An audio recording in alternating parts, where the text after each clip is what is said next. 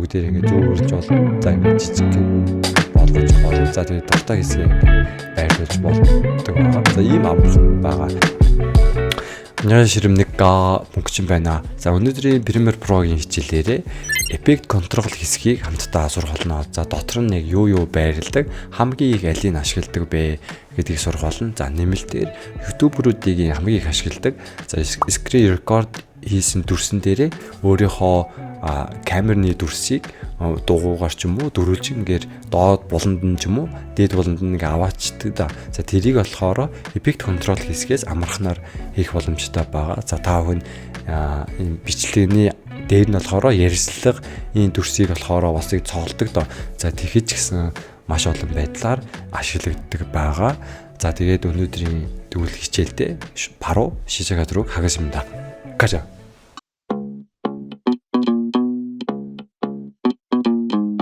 Тэгвэл бүгдээр хамтдаа шууд хичээлдээ орцгоё. За энэ болохоор миний 2025 оны хамгийн ихэнд оруулсан бичлэг байна. За ер нь бол өнгийг нь болохоор DaVinci дээр өгсөний дараа бусад edit-ийг Premiere Pro дээр дуусгасан байгааг харж байна. За өнөөдөр болохоор ингээд дэлгэц рекорд хийсний дараа болохоор өөрийнхөө дүрсийг энэ доор нь ингээд дуу дүрсэнд оруулж ирээд байгаа шүү дээ. Энэ аргыг зааж өгөхлөн. За мөн Effect Control хэсгийг өнөөдөр ер нь бүрэн танилцуулах болно. За Effect Control хэсэг хаана байрлаж байгаа вэ? Зүүд дээд болонд Effect Control хэсэг байгаа. За хэрвээ Effect Control танд байхгүй бол энэ Windows хэсэг рүү ороод за доошлох юм энэ чинь Effect Control гэж байгаа. За энийг чиглэлээрээ. За энэ болохоор угаасаа Premiere Pro-гийн хамгийн чухал төлөв байгаа. За би та бүхэнд хийсэнчлэн за энэ нь бол Photoshop ч бай, Premiere Pro ч энэ деталь болгоноор нэг төлийг нь аваад танилцуулаад явъя гэд хичээлүүд зааж байгаа. За энэ Effect Control болохоор бас Premiere Pro дээр зайлшгүй байх ёстой. За хамгийн их ашиглагддаг тийм төлөв байгаа. За түүн учраас энийг мэдхгүйгээр цаашаа явах боломжгүй учраас та бүхэнд өнөөдрөөс зааж өгье. За өргөжлүүлэх юм бол за энэ Effect Control болохоор ихэвчлэн ямар үед ашиглагдаад байгаа юм бэ гэхээр за одоо энэ чинь болохоор за бүгдээр харъя л да. За энэ нэг дүрс байгаа шүү дээ видео. За энэ доор нь болохоор дүрс маань аудиод байгаа байна. За энэ доор нь background ай байна. Тэр нь лого байна. За харах юм бол бүхий л одоо ингээд аудиоч бай, дүрсч бай, тэгээд энэ зурагч бай. Ингээд дарах юм бол энэ effect контрол хэсэг нэг өөрчлөгдөж байгааг та бүхэн харж байна. За юу гэсэн үг гэхээр яг ингээд сонгосон select хийгдсэн хэсгийг болохоор ер нь засдаг хэсэг гэсэн үг байгаа. За яг юугийн засаад байгаа юм бэ гэх юм бол за бүгдээрээ за энэ одоо BAV гэсэн логог дарсны дараа за юу байгаа вэ гэдгийг бүгдээр харъя. За effect control хэсэг дотор болохоор за бүгдээрээ лого сонгосон байгаа хэсэг байгаа шүү дээ. За энэ нь бол ихэвчлэн нь болохоор ийм гурван төрлийн ийм хэсэг та бүхэнд харагдаж байна. За бүгдээрээ энэ суман дээр нь дарах юм бол ингээд нэгдэх байгаа. За бас энэ сумууд харагдаж байгаа. За энэ сумууд дээр дарах юм бол дотор нь байгаа түүл нь бүр ингээд нэгддэг гэсэн үг байгаа. За ихэвчлэн энэ хамгийн ихэн дээр motion гэсэн хэсэг байгаа. За энэ нь болохоор яг үгийнхаа дагуу за энэ одоо зургийг болохоор хөдлөхөд одоо хэрэглэгдэх бүхий л зүйлсүүд байгаа. Одоо энэ нь бол хөдлөгн, эргүүлэн, флип хийн. За миний хувьд яагаад энэ зургийг яаж шууд ингэ сонгогдчихгүй гэх юм бол амархан байгаа. За энэ зургийг сонгосны дараа motion гэдэг текстэн дээр нь очиод дарчих юм бол энэ параграф хэсэг дээр болохоор ингээд багслагдчих байгаа амархан. Параграф хэсэг дээр болохоор энэ бокс үүсэж байгаа хайрцаг. За тэгэх юм бол хайрцаг үүсний дараа за энэ видеоч бай, зурагч бай ингээд шууд зөөрлөх боломжтой байгаа. За тэгээд маузаа ингээд зүүн дээд болонд нь аваачих юм бол ингээд rotate буюу эргүүлж болно. За ингээд томсгож болно, жижигхэн болгож яваад ингээд дээр нь ингээд тавьчих болно. За энэ би болохоор сайн нь болохоор зүгээр motion гэдэг дээр дараад бүгдийг нэг хийчихлээ шүү дээ. Гэхдээ уг нь болохоор энэ чинь одоо position гэдэг хэсэг болохоор за бүгдээрээ хөдөлгөөн үзээрэй. Тэгэх юм бол энэ зүүн дээш болж байгуус. За энэ scale хэсэг нь болохоор яг үгийнхаа дагуу томруулна, жижиг болгоно. За энэ нь болохоор доошо дээшээ хөдлөж байна. За энэ нь бол энэ rotation болохоор одоо харах юм бол одоо 90 градус 180 градус ч юм уу градусуудыг нөгөж болох байгаа. За энэ доошлоод за би та бүхэнд хамгийн их хэрэглэгддэг л тайлбарлая. Бүгдийн за бас мэдэх албагүй. За энэ эхний 3 эхний 4-ийг болохоор хамгийн их ингээ ашиглагддаг байгаа.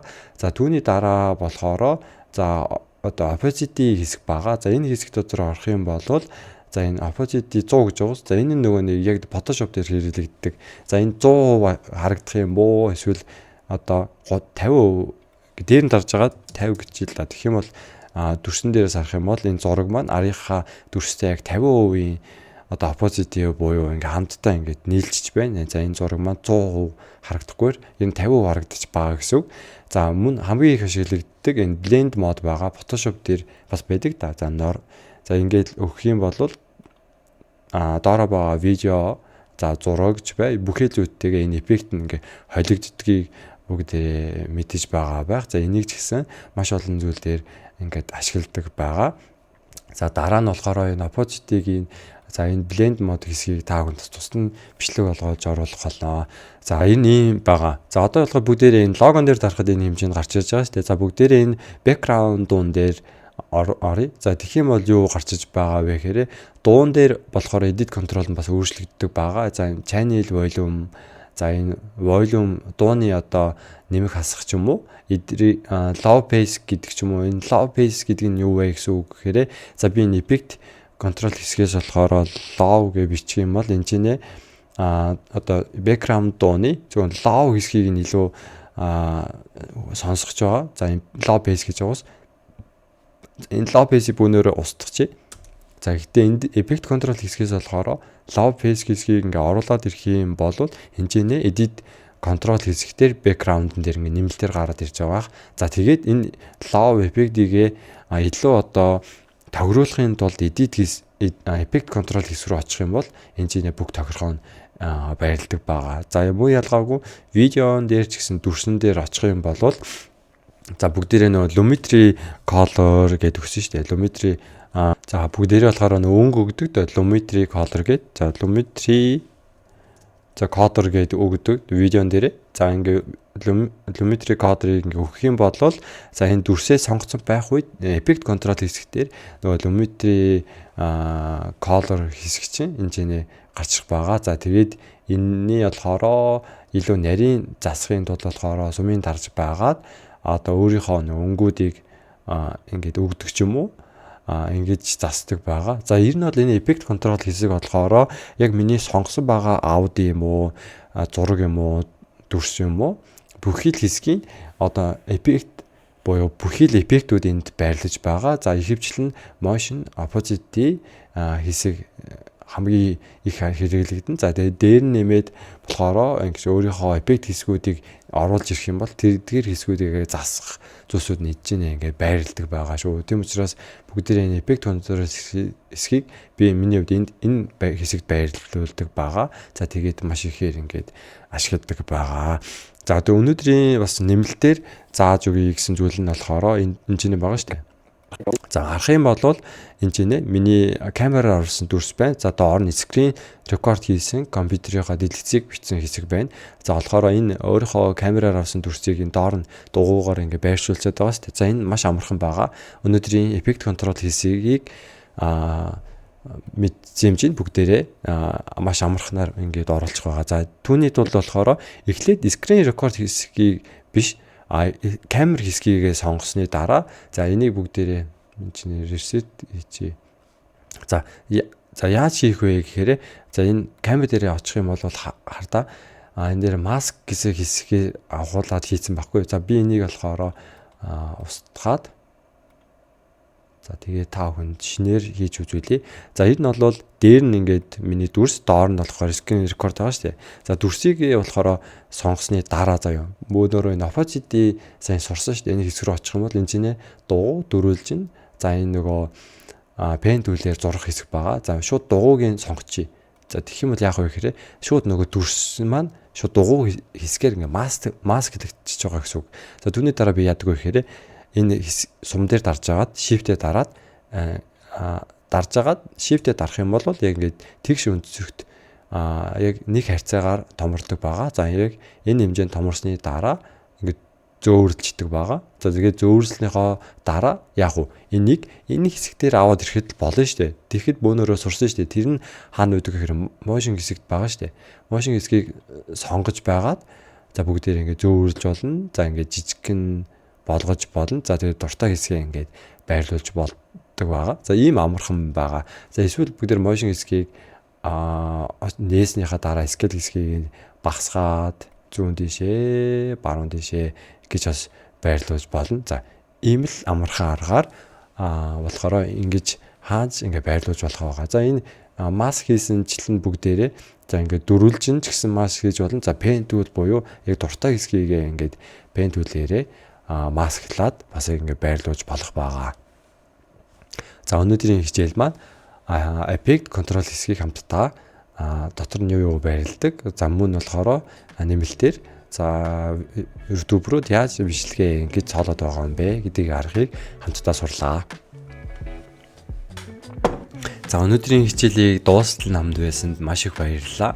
За өнөөдрийн сурсан зүйлээ бас олон зүйлд ашиглах байхаа гэж бодож байна. За ямар ч тач нэг удаа үзчих юм бол дараа нэг тэр үед ингэж хийцэнтэй гэдэг ч юм уу. Ямарч үзээгүй байх юм бол ямар санаа төрөх вэ те.